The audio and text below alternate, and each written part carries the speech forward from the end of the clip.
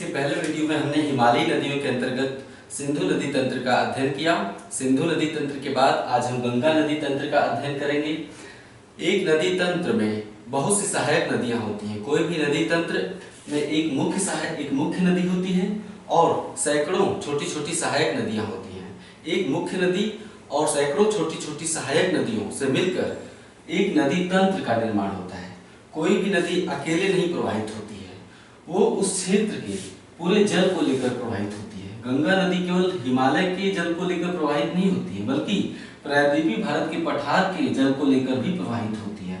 इस पूरे क्षेत्र का जल गंगा नदी अपने तंत्र के माध्यम से लेकर पूर्वी दिशा में प्रवाहित होती है और बंगाल की खाड़ी में गिर जाती है। इस पूरे क्षेत्र को हम कहते हैं गंगा नदी तंत्र। भारत में सबसे बड़ा जल ग्रहण क्षेत्र गंगा नदी का है। जल ग्रहण क्षेत्र वो क्षेत्र होता है, उस समूचे क्षेत्र से नदी पानी को लेती है, जल को ग्रहण करती है और लेकर प्रवाहित हो जाती है। यानी मुख्य नदी और सहायक नदियों का जो क्षेत्र होता है उसको हम कहते हैं जल ग्रहण क्षेत्र। भारत में सबसे बड़ा जल ग्रहण क्षेत्र गंगा नदी का है। ठीक है, जल ग्रहण क्षेत्र या नदी तंत्र लगभग एक ही शब्दावली है। गंगा नदी की कुछ सहायक नदियां हिमालय से निकलती हैं जो हरे कलर की दिखाई गई हैं, और कुछ सहायक नदियां प्रायद्वीपीय भारत के पठार से निकलती हैं। हम थोड़ा मैप में क्या बताएं पहले इसे समझा देते हैं। गंगा नदी उत्तराखंड से निकलती है। लाल कलर की दो नदियां मैंने बनाई हैं, एक गंगा नदी और उसकी सबसे बड़ी सहायक नदी यमुना नदी, जो कि गंगा की सबसे बड़ी सहायक नदी है। दोनों को हमने लाल कलर से बनाया है। इसके अलावा सहायक नदियों को हमने हरे कलर से बनाया है। हिमालय से निकलने वाली जो सहायक नदियां हैं रामगंगा, गोमती, घाघरा, गंडक, कोसी, महानंदा। फिर से रिपीट कर दें, हिमालय से निकलने वाली प्रमुख सहायक नदियां हैं यमुना, रामगंगा, गोमती, घाघरा, गंडक, कोसी, महानंदा। नाम यहाँ पे लिखे हुए हैं। प्रायद्वीपीय भारत के पठार से गंगा की जो सहायक नदियां निकलती हैं वह है चंबल, सिंध, बेतवा, केन, सोन, टोंस। चंबल, सिंध, बेतवा, केन, सोन, टोंस। ये हो गया गंगा नदी तंत्र। अभी आपने देखा कि मैंने व्हाइट बोर्ड पर क्या बनाया है। अब आइए इसका हम अध्ययन प्रारंभ करते हैं। पहला पॉइंट, हेडिंग डालिए गंगा नदी तंत्र। पहला पॉइंट, गंगा भारत में सबसे बड़ा नदी तंत्र गंगा नदी तंत्र है। दूसरा पॉइंट, भारत में सबसे बड़ा जल ग्रहण क्षेत्र गंगा नदी का है। तीसरा पॉइंट, गंगा नदी दो देशों से होकर बहती है, भारत और बांग्लादेश। चौथा पॉइंट, गंगा नदी का निर्माण दो धाराओं के मिलने से होता है। गंगा नदी का निर्माण उत्तराखंड में दो धाराओं के मिलने से होता है। ये दो धाराएं हैं भागीरथी और अलकनंदा। नेक्स्ट पॉइंट, भागीरथी नदी उत्तराखंड में उत्तरकाशी जिले में गोमुख के निकट गंगोत्री ग्लेशियर से निकलती है, और अलकनंदा नदी सतोपथ यहाँ पे लिखा हुआ है, अलकनंदा नदी सतोपथ ग्लेशियर से निकलती है। भागीरथी नदी उत्तरकाशी जिले में गोमुख के निकट गंगोत्री ग्लेशियर से, और अलकनंदा नदी सतोपथ ग्लेशियर से या हिमानी से निकलती है। नेक्स्ट पॉइंट, अलकनंदा, भागीरथी और अलकनंदा नदियां देवप्रयाग में मिलकर गंगा नदी का निर्माण करती हैं।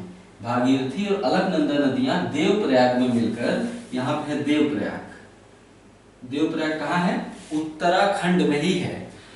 दोनों उत्तराखंड की नदियां हैं और उत्तराखंड में ही देवप्रयाग में मिलती हैं, तो गंगा नदी का निर्माण हो जाता है। ठीक है, ये तो हो गया दो धाराओं के विषय में अध्ययन। यहाँ पे अलकनंदा नदी थोड़ी सी अधिक महत्वपूर्ण है। देवप्रयाग में मिलने तक, सतोपथ हिमानी से लेकर देवप्रयाग में जब वो भागीरथी नदी से मिलती है, तो सतोपथ से लेकर देवप्रयाग तक अलकनंदा नदी महत्वपूर्ण है और यहाँ से सवाल पूछे जाते हैं, अक्सर पूछे जाते हैं।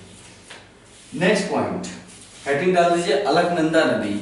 उसमें लिखिए पहला पॉइंट, अलकनंदा नदी का निर्माण दो धाराओं के मिलने से होता है, धौली गंगा नदी और विष्णु गंगा नदी। धौली गंगा नदी और विष्णु गंगा नदी सतोपथ हिमालय से निकलती हैं।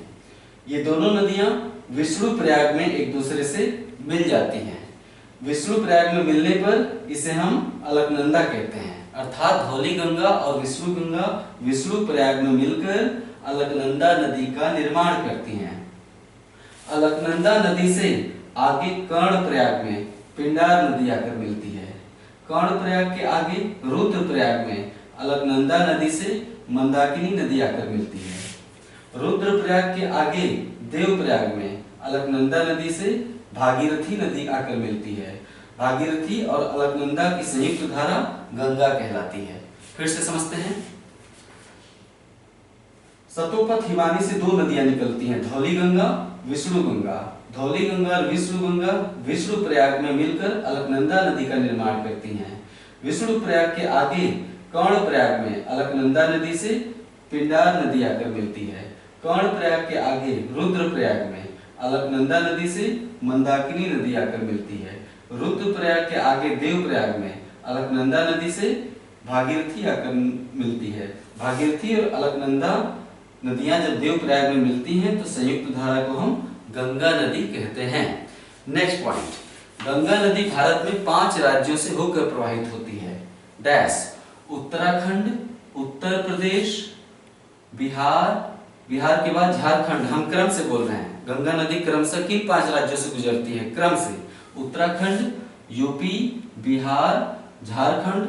आप एटलस खोलकर देखिए, गंगा नदी थोड़ा सा झारखंड में भी प्रवाहित होती है। इस चीज को अगर आपने नोटिस नहीं किया है और क्वेश्चन बना दिया कि गंगा नदी निम्नलिखित में से किन राज्यों के समूह से होकर बहती है, ठीक है, किसी राज्य के समूह में उत्तराखंड नहीं है तो आप सोचेंगे कि यही सही उत्तर है, क्योंकि गंगा नदी किसी राज्य के समूह में अगर झारखंड नहीं है तो आपको लगेगा कि यही उत्तर सही है। क्यों? क्योंकि अभी तक अधिकतर लोग मैंने देखा है कि मानते हैं कि गंगा नदी झारखंड से नहीं बहती है, लेकिन गंगा नदी झारखंड में भी जाती है। तो गंगा नदी 5 राज्यों से होकर प्रवाहित होती है, उत्तराखंड, उत्तर प्रदेश, बिहार, झारखंड और पश्चिम बंगाल। नेक्स्ट पॉइंट, गंगा नदी की सबसे ज्यादा लंबाई उत्तर प्रदेश में है और सबसे कम लंबाई झारखंड राज्य में है। एटलस खोलकर देख लीजिए, ठीक है। नेक्स्ट पॉइंट,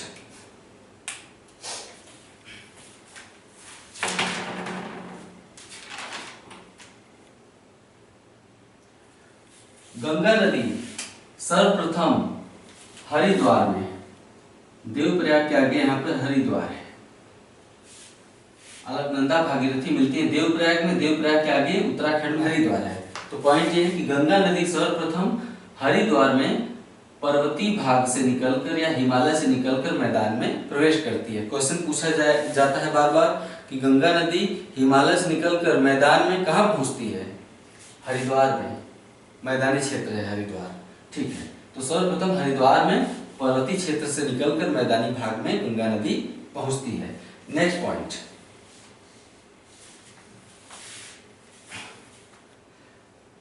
पश्चिम बंगाल में गंगा नदी 2 वितरिकाओं में बंट जाती है। वितरिका क्या होती है? जब नदी समुद्र की ओर बढ़ती है और नदी की कोई धारा उसका साथ छोड़कर दूसरी तरफ मुड़ जाती है तो उन दोनों धाराओं को हम कहते हैं वितरिका, अर्थात वितरित हो गई। वितरित मतलब बंट गई, उससे हम वितरिका कहते हैं। तो जैसे हुगली नदी गंगा की एक वितरिका है, तो वही मैं लिखवा रहा हूँ कि पश्चिम बंगाल में गंगा नदी 2 वितरिकाओं में विभाजित होती है। डैश भागीरथी और हुगली। आप कहेंगे भागीरथी नदी तो यहाँ है, नहीं, भागीरथी नदी यहाँ भी है। पश्चिम बंगाल में गंगा को भागीरथी नदी भी कहते हैं। तो पश्चिम बंगाल में गंगा नदी 2 वितरिकाओं में बढ़ जाती है, हुगली और भागीरथी। हुगली नदी मुख्य नदी जो भागीरथी है वो बांग्लादेश में प्रवेश कर जाती है। मुख्य नदी भागीरथी अर्थात गंगा बांग्लादेश में प्रवेश कर जाती है और हुगली नदी पश्चिम बंगाल में दक्षिण की ओर बहते हुए बंगाल की खाड़ी में अपना जल गिराती है। कोलकाता हुगली नदी के तट पर है। छोटा नागपुर पठार के बीचों बीच भ्रंश घाटी में बहने वाली दामोदर नदी पूर्व में बहकर हुगली नदी से मिल जाती है। फिर से रिपीट कर रहा हूँ, छोटा नागपुर पठार के बीचों बीच भ्रंश घाटी में बहने वाली दामोदर नदी पूर्व में बहते हुए हुगली नदी से मिल जाती है। नेक्स्ट पॉइंट, गंगा की मुख्य धारा भागीरथी अर्थात गंगा बांग्लादेश में पहुंचकर पद्मा नदी कहलाती है। पद्मा ब्रह्मपुत्र नदी से मिलती है तो संयुक्त धारा पद्मा ही कहलाती है। गंगा को बांग्लादेश में पद्मा नदी कहते हैं। पद्मा नदी जब तिब्बत पठार से निकलने वाली ब्रह्मपुत्र नदी से मिलती है तो दोनों की संयुक्त धारा पद्मा कहलाती है।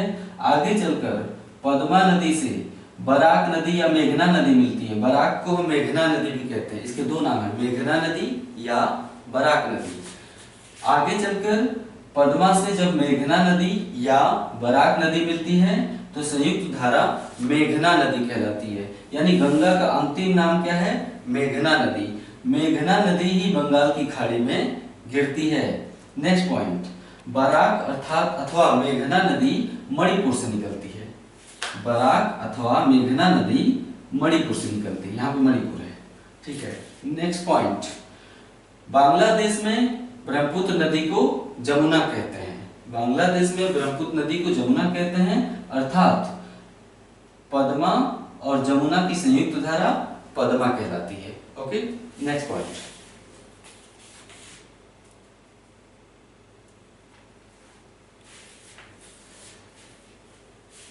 नेक्स्ट पॉइंट, गंगा और ब्रह्मपुत्र नदी का डेल्टा विश्व में सबसे बड़ा डेल्टा है। डेल्टा क्या होता है? डेल्टा ये होता है कि जब नदी समुद्र तट के पास पहुंचती है तो समुद्र तट के पास पहुंचते पहुंचते नदी का ढाल बिल्कुल खत्म हो जाता है, यानी ढाल समाप्त, बिल्कुल समतल। जैसे आपका जो कमरे का फर्श है, क्या फर्श पे ढाल है? बहुत ही मामूली ढाल होता है। ढाल का पता कैसे चलता है? जब आप अपने फर्श पे पानी गिराते हैं, पानी जिस दिशा में बहता है तो पता चल जाता है कि आपके कमरे के फर्श का ढाल इस दिशा में है। तो समुद्र तक पहुंचते पहुंचते नदियों का ढाल बहुत ही कम हो जाता है। इसके चलते नदी पहाड़ों से काटकर जो मिट्टी लाई होती है उसका बहाव नहीं कर पाती। परिणाम स्वरूप मिट्टी नदियों के रास्ते में जमा होने लगती है। नदियों के रास्ते में गाद, अवसाद, बालू या मिट्टी, जो भी कहे, अलग अलग नाम से जाना जाता है। जलोढ़ निक्षेप, मिट्टी, गाद, अवसाद, जो भी कहिए। तो पहाड़ों से काट कर लाया गया अवसाद या गाद या मिट्टी नदियों के रास्ते में जमा हो जाता है। क्यों? क्योंकि नदी का ढाल इतना मंद है कि नदी उसे बहा नहीं पाती। गाद या अवसाद द्वारा नदियों का मार्ग अवरुद्ध किए जाने के कारण नदी अनेक सैकड़ों धाराओं में बंटकर प्रवाहित होने लगती है। यहाँ पर केवल 2-3 धाराएं नहीं है, आप एटलस खोलकर देखिए, छोटी छोटी बहुत सारी धाराएं नजर आएंगी।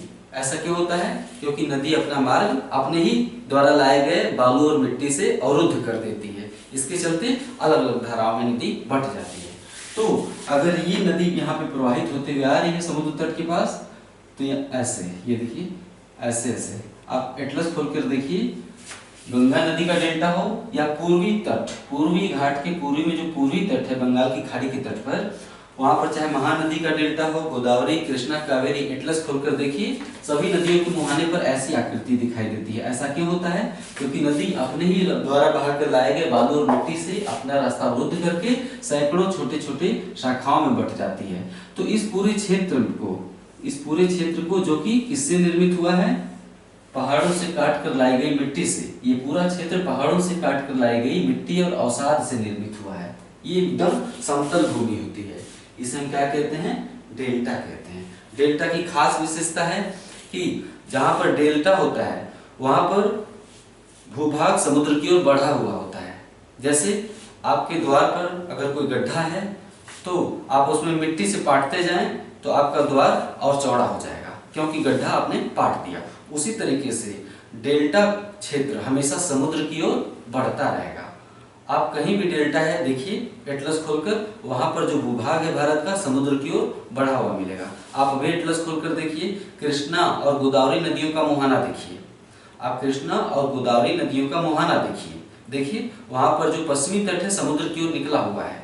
इसी तरह कावेरी नदी का मुहाना देखिए, वहां पर समुद्र तट बंगाल की खाड़ी की तरफ निकला हुआ है। ऐसा क्यों हुआ है? क्योंकि नदियां जो मिट्टी और बालू काट कर लाती हैं उसे समुद्र की तरफ बढ़ाती रहती है धीरे धीरे। ठीक है, तो ये होता है डेल्टा। ये डेल्टा के आकार का होता है, इसलिए इसे हम डेल्टा कहते हैं। तो हम नेक्स्ट पॉइंट बता रहे थे कि गंगा और ब्रह्मपुत्र नदी का डेल्टा विश्व में सबसे बड़ा डेल्टा है। गंगा और ब्रह्मपुत्र के डेल्टा को सुंदरवन का डेल्टा भी कहते हैं, इसलिए क्योंकि यहाँ पे जो जंगल पाया जाता है, वन पाया जाता है, इसमें सुंदरी नामक वृक्ष की बहुलता है, इसलिए इसे हम सुंदरवन का डेल्टा भी कहते हैं। सुंदरवन डेल्टा का विस्तार हुगली नदी से लेकर मेघना नदी तक है। सुंदरवन डेल्टा का विस्तार हुगली नदी से लेकर मेघना नदी तक है। सुंदरवन के डेल्टा में, सुंदरवन का डेल्टा मैंग्रोव वनों के लिए जाना जाता है। सुंदरवन का जो डेल्टा है वो मैंग्रोव, सब लिखते जाना है आपको जो बोल रहा हूं। सुंदरवन का डेल्टा मैंग्रोव वनों के लिए जाना जाता है। मैंग्रोव वन क्या है? समुद्र तट पर जो वनस्पतियां उगती हैं खारे जल में, तट पर समुद्री जल का विस्तार होता है। ये जो तट होता है ना, इसके कुछ भूभाग पर समुद्री जल होता है, और आप जानते हैं कि समुद्र में ज्वार भी उठते हैं। 24 घंटे में एक ही स्थल पर 24 घंटे में 2 बार ज्वार आते हैं। तो जब ज्वार उठता है तो तट का कुछ भूभाग समुद्र में अंदर डूब जाता है, क्योंकि समुद्री जल स्तर ऊपर उठ जाता है।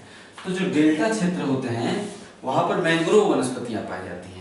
मैंग्रोव वनस्पतियां हमेशा खारे जल में होती हैं, क्योंकि डेल्टा क्षेत्र का कुछ भूभाग समुद्र में डूबा हुआ होता है। तो डेल्टा क्षेत्र का जो भूभाग समुद्र में डूबा हुआ होता है, उस समुद्री जल से डूबे हुए भूभाग पर जो वनस्पतियां उगती हैं उसे हम कहते हैं मैंग्रोव वनस्पतियां। अर्थात मैंग्रोव वनस्पतियां लवणीय मृदा की वनस्पतियां हैं। लवणीय अर्थात साल्टेड, नमकीन। तो मैंग्रोव वनस्पतियां हमेशा नमकीन भूमि पर उगती हैं। वो भूमि नमकीन इसलिए क्योंकि वहां पर समुद्र के खारे जल का विस्तार होता है आगे की तरफ। ठीक है, तो हमेशा तटों पर, खासकर जहां नदियों का डेल्टा, जैसे गोदावरी नदी का मुहाना, कृष्णा नदी का मुहाना, गंगा नदी, ब्रह्मपुत्र नदी का मुहाना, यहाँ पर मैंग्रोव वनस्पतियां पाई जाती हैं। मैंग्रोव वनस्पतियों की विशेषता है कि वो जिस भूभाग पर उगती हैं वो समुद्र की खारे जल में थोड़ा सा डूबा हुआ होता है। मैंग्रोव वनस्पतियों का जो उसमें जो वृक्ष पाए जाते हैं बहुत ही कठोर टाइप के वृक्ष होते हैं छोटे छोटे, ज्यादा ऊंचाई नहीं होती है, लेकिन बहुत ही उसकी लकड़ियां बहुत ही कठोर होती हैं, जल्दी तोड़ने से टूटती नहीं है। दूसरे, जो मैंग्रोव वनों की जो वनस्पतियां होती हैं उनकी छाल खारी होती है, क्षारीय होती है, नमकीन होती है उनकी छाल। क्यों? क्योंकि वो वनस्पतियां समुद्री जल में नीचे डूबी हुई होती है, पूरी तो नहीं डूबी होती, उनका जो जड़ होता है समुद्र में डूबा हुआ होता है।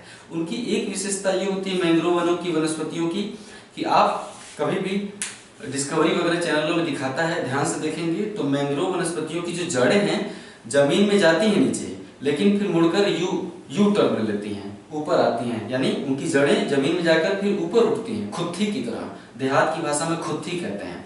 जब अरहर का खेत होता है ना, उसे जब काट दिया जाता है अरहर के फसलों को, तो छोटा छोटा जो तना बचता है खेत में उसे हम कहते हैं खुत्ती। तो खुत्ती पे आप चल नहीं सकते, क्यों? पैर में धंस जाएगा। उसी तरह मैंग्रोव वनस्पतियों के जो जड़ होते हैं वो खुत्ती की तरह ऊपर निकले हुए होते हैं, समुद्री जल से ऊपर झांकते हुए ऐसे। तो मैंग्रोव वनस्पतियों का जो क्षेत्र रहता है उसमें पैदल चलने लायक नहीं होता है, बहुत ही खतरनाक होता है। ये है भूभाग, है ना, ये है जो समुद्र में डूबा हुआ क्षेत्र, समुद्र में डूबा हुआ क्षेत्र। ठीक, ये है आपकी मैंग्रोव वनस्पति, ये है मैंग्रोव वनस्पति, है ना, ये मैंग्रोव वनस्पति। अब इसका जो जड़ है, इसका जड़ मिट्टी में अंदर गया फिर ऐसे बाहर निकला, मिट्टी में गया फिर ऐसे बाहर निकला। ठीक, आप समझ गए मैं क्या कहना चाहता था? यानी पानी का लेवल यहीं तक और जड़ें इनकी बाहर ऐसे निकली हुई होती हैं। इसमें पैदल चलने लायक नहीं होता है जो मैंग्रोव वनस्पतियां होती हैं। बता रहा था, जानने में कोई हर्ज नहीं है। ठीक है, तो सुंदरवन के डेल्टा में मैंग्रोव वनस्पतियों का क्षेत्र है। सुंदरवन का डेल्टा मैंग्रोव वनस्पतियों का क्षेत्र है। यहां पर मुख्य रूप से मैंग्रोवा कैजुरीना और सुंदरी नामक वृक्ष पाए जाते हैं। मैंग्रोवा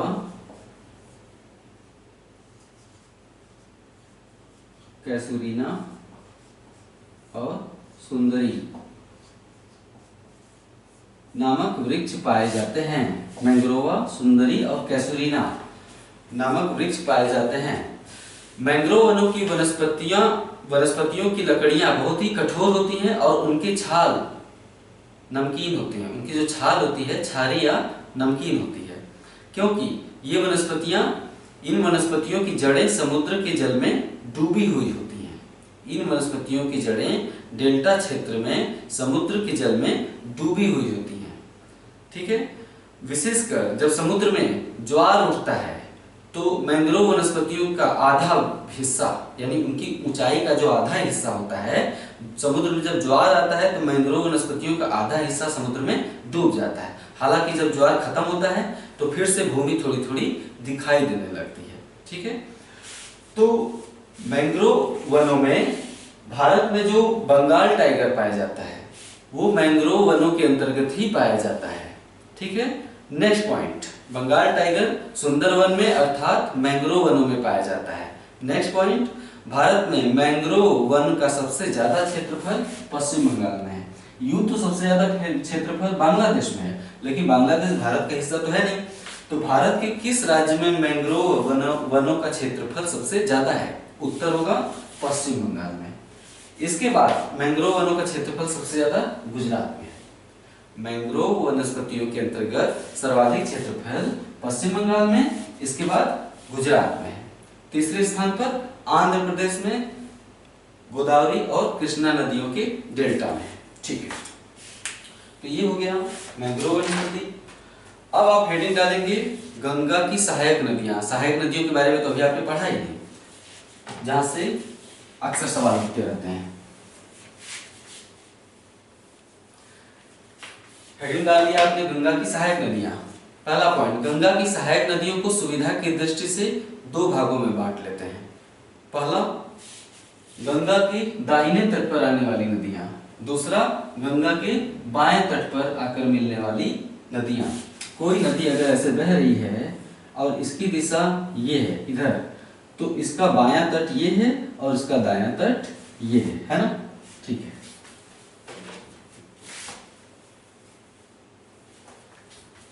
तो दो भागों में बांटते हैं, गंगा के दाहिने तट पर आने वाली नदियां और गंगा के बाएं तट पर आकर मिलने वाली नदियां।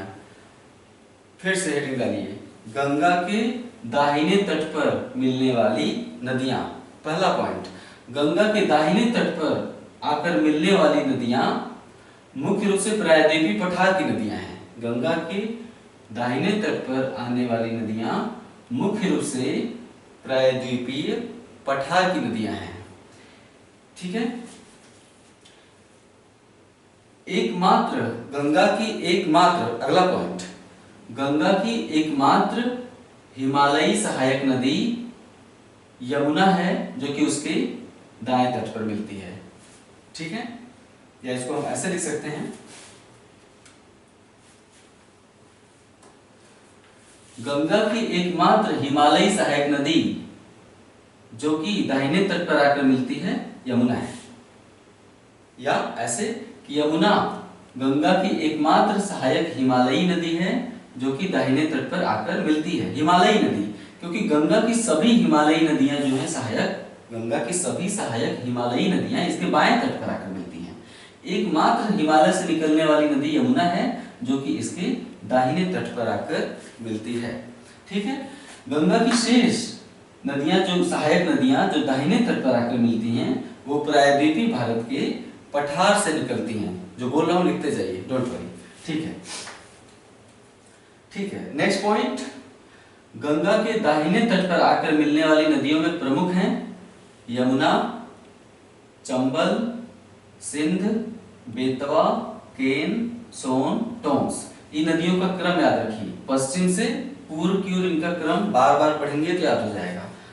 प्रायद्वीपीय भारत के पठार से निकलकर गंगा में मिलने वाली उसकी सहायक नदियों का क्रम इस प्रकार है: चंबल, सिंध, बेतवा, केन, सोन, टोंस, सोन। ठीक है।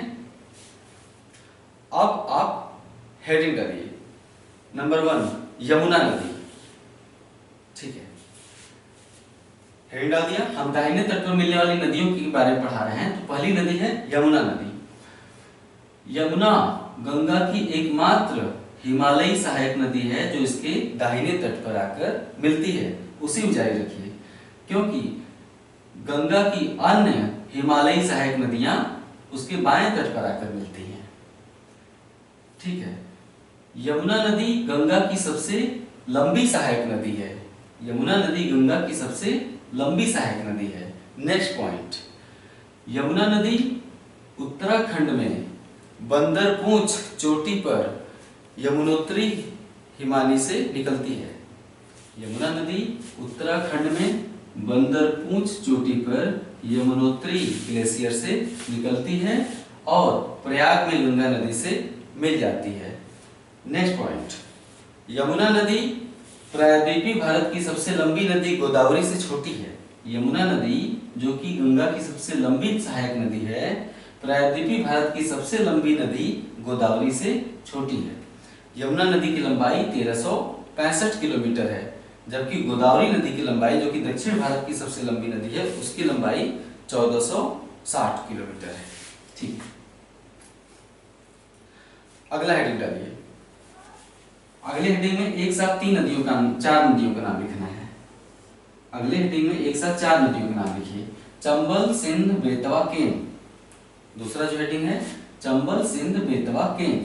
ठीक है, उसमें देखिए, यद्यपि चंबल, सिंध, बेतवा, केन नदियां गंगा नदी तंत्र का ही हिस्सा हैं, लेकिन ये चारों नदियां अपना जल सीधे गंगा नदी में न गिराकर यमुना नदी पर गिराती हैं। ये नदियां सीधे अपना जल गंगा नदी में न गिराकर अपने जल को यमुना के दाहिने तट पर गिराती हैं। नेक्स्ट पॉइंट, चंबल यमुना की सबसे सहायक नदी है। चंबल यमुना की सबसे सहायक नदी है। नेक्स्ट पॉइंट, ये चारों नदियां प्रायद्वीपीय पठार के अंतर्गत मालवा के पठार से निकलती हैं। ये चारों नदियां प्रायद्वीपीय पठार के अंतर्गत मालवा के पठार से निकलती हैं। नेक्स्ट हेडिंग डालिए, टोंस और सोन। टोंस और सोन, केवल यही 2 नदियां प्रायद्वीपीय भारत के पठार से निकलकर सीधे गंगा में अपना जल गिराती हैं। डैश दीजिए, हेडिंग डालिए सोन और टोंस डैश। इसका पॉइंट ये लिखना है कि केवल यही दोनों नदियां प्रायद्वीपीय भारत के पठार से निकलकर गंगा नदी में सीधे अपना जल गिराती हैं। टोंस नदी इलाहाबाद जिले में, ये तो शहर बनाया है इलाहाबाद, लेकिन इलाहाबाद जिला बहुत बड़ा है। ठीक है, तो टोंस नदी इलाहाबाद जिले में गंगा नदी से मिलती है। नेक्स्ट पॉइंट, सोन नदी मैकाल पहाड़ी पर अमरकंटक चोटी से निकलकर पटना के पास गंगा नदी से मिलती है। पटना में नहीं मिलती है, बल्कि पटना से ठीक पहले ही एक गांव में इसका मिलन होता है गंगा नदी से। तो लिखना है कि सोन नदी अमरकंटक पहाड़ी पर मैकाल पहाड़ी पर अमरकंटक चोटी से निकलकर पटना के समीप गंगा नदी में मिलती है। ये हो गया सोन नदी के विषय में जानकारी। अब आप अगली हेडिंग डालेंगे, बाएं तट पर मिलने वाली सहायक नदियां। गंगा में बाएं तट पर आकर मिलने वाली सहायक नदियां। पहला पॉइंट, यमुना नदी को छोड़कर गंगा की अन्य हिमालयी सहायक नदियां उसके बाएं तट पर आकर मिलती हैं, जिनका पश्चिम से पूर्व की ओर क्रम इस प्रकार है। पॉइंट को रिपीट कर रहा हूं, यमुना को छोड़कर गंगा की शेष हिमालय से निकलने वाली सहायक नदियां गंगा के बाएं तट पर आकर मिलती हैं। इनका पश्चिम से पूर्व की ओर क्रम इस प्रकार है। रामगंगा, ये रामगंगा है, गोमती, घाघरा, गंडक, कोसी, महानंदा। पश्चिम से पूर्व की ओर क्रम रामगंगा, गोमती, घाघरा, गंडक, कोसी, महानंदा। ठीक है, नेक्स्ट पॉइंट, इनमें से रामगंगा, गोमती और घाघरा उत्तर प्रदेश में प्रवाहित होती है। इनमें से रामगंगा, गोमती और घाघरा नदियां उत्तर प्रदेश में प्रवाहित होती हैं। कामा, गंडक और कोसी नदियां बिहार में प्रवाहित होती हैं, जबकि महानंदा नदी बिहार और पश्चिम बंगाल की सीमा पर प्रवाहित होती है। रिपीट कर रहा हूं, इनमें से रामगंगा, गोमती, घाघरा नदियां उत्तर प्रदेश में प्रवाहित होती हैं, गंडक, कोसी बिहार में प्रवाहित होती हैं और महानंदा नदी पश्चिम बंगाल और बिहार की सीमा पर प्रवाहित होती है। नेक्स्ट पॉइंट, गोमती नदी गंगा की एकमात्र सहायक नदी है। नेक्स्ट पॉइंट आप लिख रहे हैं, गोमती नदी गंगा की एकमात्र सहायक नदी है जो कि हिमालय से न निकलकर मैदानी क्षेत्र से निकलती है। यानी गोमती नदी पर्वत से नहीं निकलती है, पहाड़ से नहीं निकलती है, हिमालय के पहाड़ से न निकलकर मैदानी क्षेत्र से निकलती है। तो वही मैंने बताया कि पॉइंट इसको ऐसे लिखना है। क्वेश्चन पूछता है कि गंगा की कौन सी सहायक नदी पर्वत से न निकलकर मैदान से निकलती है, उत्तर होगा गोमती नदी। तो वही मैं लिखा रहा हूं कि गोमती नदी गंगा की एकमात्र ऐसी सहायक नदी है जो पर्वत से न निकलकर, हिमालय पर्वत से न निकलकर मैदानी क्षेत्रों से निकलती है। उसी में आगे बढ़ाइए, गोमती नदी का उद्गम उत्तर प्रदेश में तराई के मैदान, गोमती नदी का उद्गम उत्तर प्रदेश में तराई के मैदान में स्थित फुलहर झील से होता है। फुलहर झील, ठीक है। फिर से दिखा रहा हूं, एक फैक्ट छूट गया था इसमें। गोमती नदी का उद्गम उत्तर प्रदेश के पीलीभीत जिले में तराई के मैदान में स्थित फुलहर झील से होता है, ठीक है। नेक्स्ट पॉइंट, लखनऊ और जौनपुर जैसे शहर गोमती नदी के तट पर ही बसे हुए हैं। यह लखनऊ और यह है जौनपुर। नेक्स्ट पॉइंट, गंडक नदी को नेपाल में शालिग्राम या कर्णाली नदी भी कहते हैं। देखिए,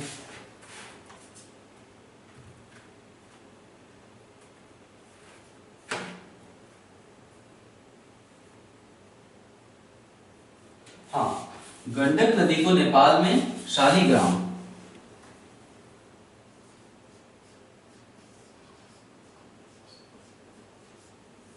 शालिग्राम या नारायणी, गंडक नदी को नेपाल में शालिग्राम या नारायणी नदी भी कहते हैं। नेक्स्ट पॉइंट, कोसी नदी जो कि नेपाल से निकलकर बिहार में गंगा नदी से मिलती है, इसे हम बिहार का शोक कहते हैं क्योंकि यह नदी अपना रास्ता बदलने के लिए कुख्यात है। कोसी नदी को कोसी नदी जो कि नेपाल से निकलकर बिहार में गंगा से मिल जाती है, उसे बिहार का शोक कहते हैं क्योंकि कोसी नदी अपना रास्ता बदलने के लिए कुख्यात है। अब जब कोई नदी अगर अपना रास्ता बदल लेगी तो नए गांव और नए जिले उसकी चपेट में आ जाएंगे अचानक से। बिहार में अक्सर ऐसा होता है कि लोग अपने द्वार पर रात में गांव में सो रहे हैं, गांव में, और उनकी खटिया के नीचे से नदी प्रवाहित होने लगती है। अचानक से गांव का गांव बहने लगता है। ऐसा इसलिए होता है कि कोसी नदी चुपके से धीरे से अपना रास्ता बदल लेती है। ऐसा हर साल नहीं होता है, लेकिन कई बार ऐसा हुआ है। ऐसा क्यों होता है, देखिए उसी में मैंने लिखवाया कि यह नदी अपना रास्ता बदलने के लिए कुख्यात है। उसी में आगे बढ़ाइए, कोसी नदी नेपाल में हिमालय पर्वत को काटकर बहुत सारी बालू और मिट्टी बहाकर लाती है। कोसी नदी नेपाल में हिमालय नदी को काटकर बहुत सारी अवसाद या गाद या बालू या मिट्टी बहाकर लाती है और बिहार में अपने रास्ते को अवरुद्ध कर देती है। बिहार में अपने ही रास्ते को अवरुद्ध कर देती है। अगर कोई नदी बहुत ज्यादा मिट्टी बहाकर ला रही है तो मैदान में आने पर नदी का बहाव बिल्कुल समाप्त हो जाता है। मैदान, बिहार क्या है, बिहार में पर्वत तो है नहीं, मैदान है। तो मैदान में आते ही कोसी नदी का जो ढाल है बिल्कुल समाप्त, यानी नदी में ऊर्जा समाप्त, नदी बिल्कुल धीरे धीरे बहने लगती है। यहाँ तो बहुत उत्साह से मिट्टी काट कर लाती है क्योंकि ढाल तेज है। यहाँ पर आकर उनका उत्साह कम हो जाता है, उत्साह समाप्त हो जाता है। परिणाम स्वरूप अपने ही द्वारा बहा कर लाएगी, मिट्टी से अपना रास्ता रोक देगी। तो क्या होगा, नया रास्ता ढूंढेगी। उस चक्कर में वो अपना रास्ता धीरे से बदल लेती है कोसी नदी। इसके चलते बिहार में नए गांव और नए जिले अचानक से चपेट में, बाढ़ की चपेट में आ जाते हैं। इसलिए हम कोसी को बिहार का शोक कहते हैं। नेक्स्ट पॉइंट, महानंदा नदी गंगा की सबसे पूर्वी या अंतिम सहायक नदी है। महानंदा नदी गंगा के बाएं तट पर मिलने वाली सबसे पूर्वी या सबसे अंतिम सहायक नदी है। यानी महानंदा नदी के बाद कोई दूसरी नदी गंगा में सहायक नदी नहीं मिलती है। महानंदा नदी का उद्गम पश्चिम बंगाल में, यहाँ पे दार्जिलिंग की पहाड़ियां हैं। महानंदा नदी का उद्गम पश्चिम बंगाल में दार्जिलिंग की पहाड़ियों से होता है।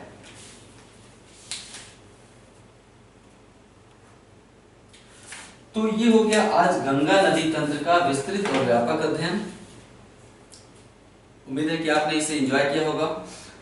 आपसे मैं फिर से कहना चाहता हूं कि कुछ लोग मुझे नोट्स दिखाते हैं, कमेंट में अपने नोट्स डालते हैं, ग्रुप वगैरह भी उधर देखता हूं, वो पूरी बातें मेरी नहीं लिखते हैं। कुछ बातें मैं अपने अनुभव से बताता हूं, या टीवी देखकर, या डिस्कवरी चैनल से, या गूगल सर्च किया रहता हूं। तो आप पूरी बातें लिखा करिए, जो भी मैं बोलता हूं वो लिखिए। एग्जाम्स में ऐसे व्यवहारिक ज्ञान अक्सर काम आ जाते हैं, अक्सर वहां से सवाल उठते रहते हैं। तो कोई भी बात मेरी छोड़ा ना करिए, उसको हुबहू प्रयास किया करिए, क्योंकि सुनकर लिखने की कला आप में इतनी तो होगी ही कि जो मैं बोल रहा हूँ उसे आप लिख सकें। ऐसा अगर कर सकेंगे तो आपके पास एक बहुत ही बेहतरीन नोट्स तैयार होगा। नदियों पर, पर्वतों पर, पठारों पर, जैसे मैं पढ़ा चुका हूँ, सब पर आप जैसा मैं बोलूँ वैसा लिखते जाइए। कुछ भी छोड़ेंगे तो निश्चित रूप से ये आपके लिए इतना ज़्यादा समय आप दे भी रहे हैं मेरा वीडियो देखने में, और छोड़ कर लिखेंगे। आप अपने से मानकर नहीं चल सकते कि ये चीज़ इंपॉर्टेंट है और ये गैर इंपॉर्टेंट है, ऐसा कतई मत मानिए, एक तरफ से लिखते जाइए। तो ये हो गया हिमालयी नदियों में सिंधु नदी तंत्र और गंगा नदी तंत्र। इसके अगले वीडियो में ब्रह्मपुत्र नदी तंत्र, इसके अंतर्गत ज्यादा नहीं पढ़ना है, ब्रह्मपुत्र नदी तंत्र के अंतर्गत ज्यादा नहीं, 4-6 पॉइंट पढ़ने हैं। उसके बाद हम प्रायद्वीपीय पठार की नदियों पर आ जाएंगे, जिसमें हम महानदी, गोदावरी, कृष्णा, कावेरी, नर्मदा और तापी नदियों का अध्ययन करेंगे। साथ ही पश्चिमी घाट के पश्चिमी तट पर बहने वाली छोटी छोटी नदियों का अध्ययन करेंगे, उन पर बने जलप्रपातों, क्योंकि दक्षिण भारत में नदियों पर जलप्रपात है अक्सर, जैसे धुआंधार जलप्रपात, सरावती नदी पर जोग जलप्रपात। तो दक्षिण भारत में नदियों का उपयोग किया गया है जल विद्युत उत्पादन करने के लिए, क्योंकि दक्षिण भारत में नदियां काफी ऊबड़ खाबड़ भूभाग से गिरती हैं। एक तो दक्षिण भारत में बहुत ज्यादा दुर्गम क्षेत्र नहीं है, हिमालय क्या है, बहुत ज्यादा दुर्गम है। हिमालय में कोई जल विद्युत का संयंत्र स्थापित करना बड़ा ही कठिन है। इसके चलते दक्षिण भारत में ही जल विद्युत का विकास ज्यादा हुआ है। एक तो दक्षिण भारत पठारी है, दूसरे उतना दुर्गम नहीं है, यानी वहां जाना या पहुंचना आसान है अपेक्षाकृत। तो यही कारण है कि दक्षिण भारत में अनेक जलप्रपातों का सहारा लेते हुए अनेक जल विद्युत संयंत्र स्थापित किए गए हैं। तो ठीक है, पहले नदियां पढ़ लीजिए, फिर ऊर्जा क्षेत्र, जब ऊर्जा वाला अध्याय पढ़ाऊंगा तो जल विद्युत संयंत्र भी पढ़ेंगे। मेरे साथ जुड़े रहिए। अपना समय देने के लिए आपका धन्यवाद। नमस्कार।